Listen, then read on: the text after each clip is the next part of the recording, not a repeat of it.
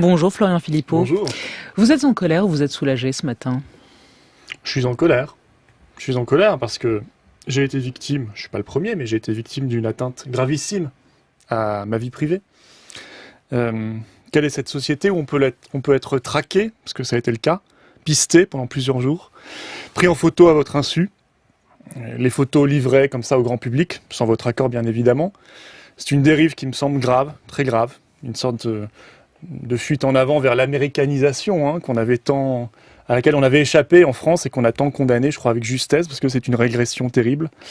Et je vois qu'on est en plein dedans pour des raisons de fric. Parce qu'évidemment, ces magazines de la presse torchon, la presse de caniveau, font ça pour des raisons bassement matérielles de fric. Et je trouve ça assez triste. Alors la patronne de Closer se justifie en disant: comment peut-on imaginer que le numéro 2 du Front National pourrait un jour arriver au pouvoir sans avoir évoqué sa famille, son conjoint, ses relations privées? Comment peut-on imaginer ça possible en 2014? Qu'est-ce que vous répondez à ça?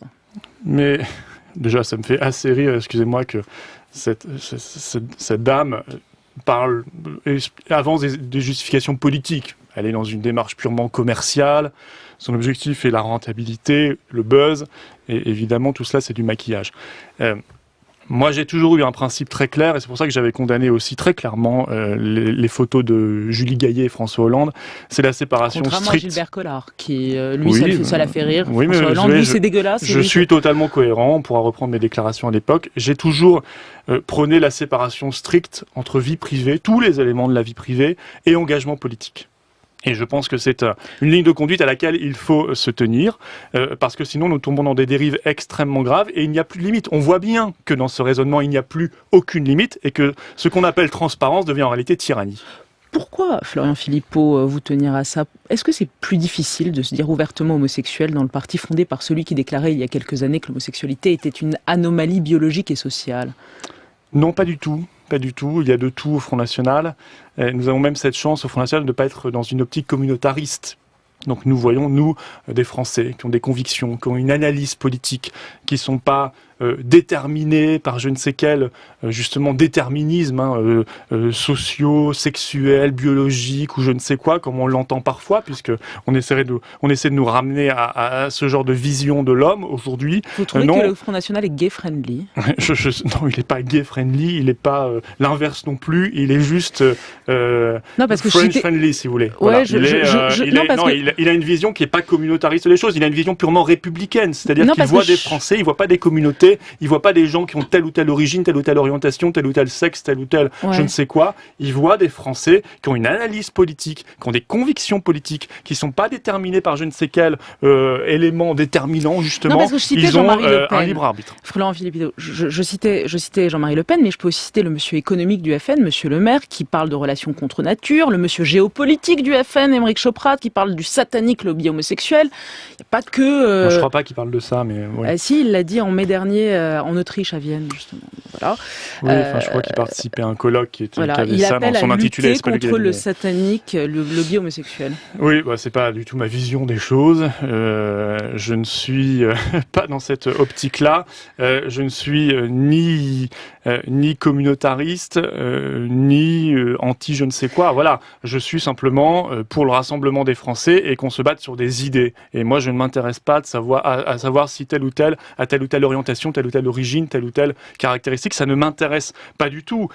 Et je vois, et je suis assez heureux de l'unanimité, quasi-unanimité de la classe politique française sur cette affaire-là, et des milliers de messages que moi j'ai reçus de soutien, anonyme ou célèbre, parce que cela démontre qu'il y a quand même en France une espèce de résistance vis-à-vis de cette américanisation hideuse et de ces discours de régression terrible. Marion Maréchal Le Pen, vous avez écrit ? Marion Maréchal Le Pen, non, mais je l'ai vu en bureau politique vendredi, mais j'ai reçu beaucoup de messages. Avec le débauchage de Sébastien Chenu la semaine dernière, fondateur de Gaylib, qui stupéfait certains membres du Front National, comme Bruno Gollnisch, certains parlent de lobby gay autour de Marine Le Pen, qui pourrait expliquer son absence à la manif pour tous. Il y a un lobby gay au FN ? Non, il n'y a pas de lobby gay et il y a des gens de conviction et de toute sensibilité. Mais je voulais cette expression, elle est assez grave. Elle vient d'où cette expression ? Elle vient de la pire presse d'extrême droite, qui parlait dans les années 30 de lobby juif, qui a une vision complotiste du monde. Elle vient aussi de certains militants du FN. Si vous voulez, cette expression est assez grave. Elle est elle enferme les gens, justement, dans un déterminisme. Elle les arrache à leur libre arbitre.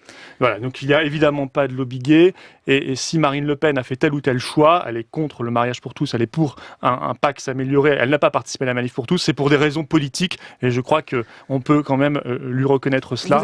Nous avons tous une analyse politique. Vous avez porté plainte ? Oui, j'ai demandé à mon avocat de saisir le juge en urgence, d'ailleurs, afin de faire sanctionner cette atteinte à ma vie privée et à mon droit à l'image, bien évidemment. 2 questions d'actualité pour terminer. François Hollande inaugure aujourd'hui la Cité nationale de l'immigration, porte dorée à Paris. Vous savez, ce musée voulu par Jacques Chirac il y a 7 ans pour vanter les mérites de l'immigration à la France. Nicolas Sarkozy avait refusé de l'inaugurer. Vous irez le visiter ? Oh, je peux aller le visiter, ça ne me pose pas de problème. Mais vous savez, normalement, un musée, c'est ce qui appartient au passé. Voilà. Malheureusement, l'immigration n'appartient pas au passé. L'immigration est un problème très actuel. Très, très actuel. Donc, au lieu d'inaugurer un musée de l'immigration, je crois que François Hollande ferait bien de lutter contre l'immigration, qui est aujourd'hui un problème monumental, économique, social, culturel. Il ne devrait pas l'inaugurer, le président de la République. Si, il y a une espèce d'hypocrisie à ce qu'il soit construit, à ne pas l'inaugurer. Enfin, je veux dire, le problème en soi n'est pas le problème du musée de l'immigration. C'est le problème de la politique d'immigration qui est massive, des frontières, de Schengen, dont il faudrait sortir, par exemple. Nicolas Sarkozy a rappelé ce week-end la règle à l'UMP. Pas d'accord avec le Front National, ni au niveau national, ni au niveau local. Et ceux qui ne sont pas contents, c'est la porte.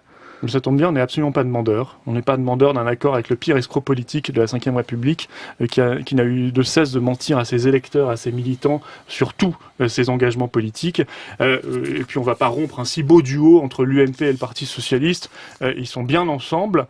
Et on l'a encore vu dans cette partielle de l'Aube, où l'UMP, le PS, le Front de Gauche, le Centre et les Verts étaient ensemble, coalisés face au Front National. Le Front républicain marche toujours en France. Ça n'a rien de républicain, je crois que c'est le Front des copains, on l'a compris. C'est un SOS de parti en détresse. Merci Florian Philippot d'avoir été avec nous. Belle journée à vous.